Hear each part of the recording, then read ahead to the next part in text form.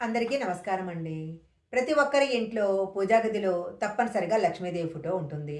లక్ష్మీదేవిని పూజిస్తే ఇంట్లో లక్ష్మీ కటాక్షం లభిస్తుందని, సిరి సంపదలకు లోటు ఉండదని ప్రతి ఒక్కరూ లక్ష్మీదేవి ఫోటోను పూజిస్తూ ఉంటారు.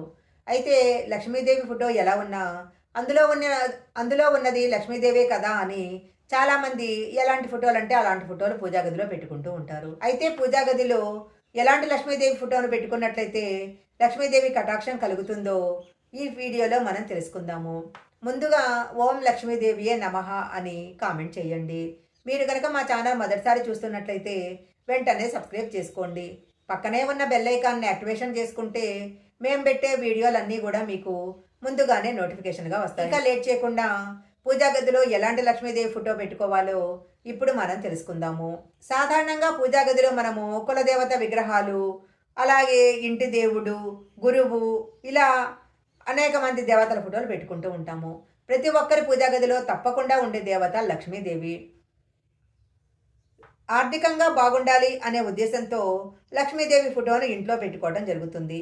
కొంతమంది లక్ష్మీదేవి విగ్రహాలను కూడా ఇంట్లో పెట్టుకుంటూ ఉంటారు. అయితే దేవుడు ఏ రూపంలో ఉన్నా మంచే చేస్తాడు కదా అనే మూర్ఖత్వం చాలా మందిలో ఉంటుంది. దేవుళ్ళ రూపాలన్నీ ఒకటే అయినా కొన్ని రూపాలు పూజించదగినవి ఉంటాయి. కొన్ని రూపాలను పూజించకూడదు. అలాంటి విగ్రహాలను, చిత్రపటాలను ఇంట్లో ఉంచుకున్నట్లయితే మంచి ఫలితాలకు బదులు అనేక చెడు ఫలితాలు వస్తాయి. లక్ష్మీదేవిని ఐశ్వర్య దేవతగా భావిస్తారు. గుడ్లగూబ ఆమె యొక్క వాహనంగా చెప్పబడుతుంది. అయితే గుడ్లగూబపై కూర్చొని ఉన్న లక్ష్మీదేవి ఫోటోను మనము పూజా గదిలో కానీ ఇంట్లో కానీ అస్సలు పెట్టుకోకూడదు. లక్ష్మీదేవి గుడ్లగూబపై స్వారీ చేస్తూ ఉన్నట్లయితే ఆ ఇంట్లో ధనం నిలకడగా స్థిరంగా ఉండదు అంటారు. అందువలన గుడ్లగూబతో కూడిన లక్ష్మీదేవి చిత్రపటం ఇంట్లో ఉండటం మంచిది కాదు. మనం పూజా గదిలో లక్ష్మీదేవి ఫోటో పెట్టుకున్నప్పుడు లక్ష్మీదేవి నిలబడి ఉన్న చిత్రపటాన్ని ఎప్పుడు పెట్టుకోకూడదు.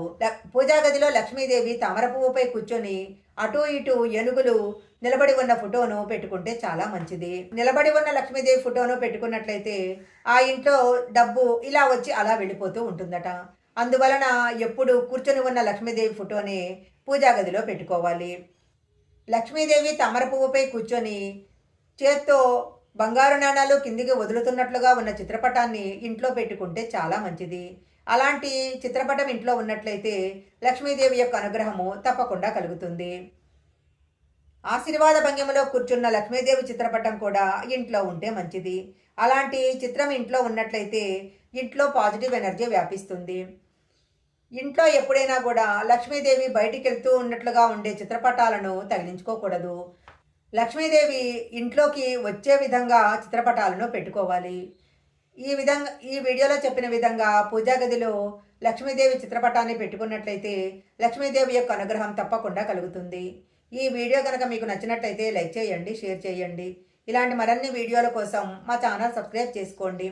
పక్కనే ఉన్న బెల్ ఐకాన్ని యాక్టివేషన్ చేసుకుంటే మేము పెట్టే వీడియోలన్నీ కూడా మీకు ముందుగానే నోటిఫికేషన్గా వస్తాయి.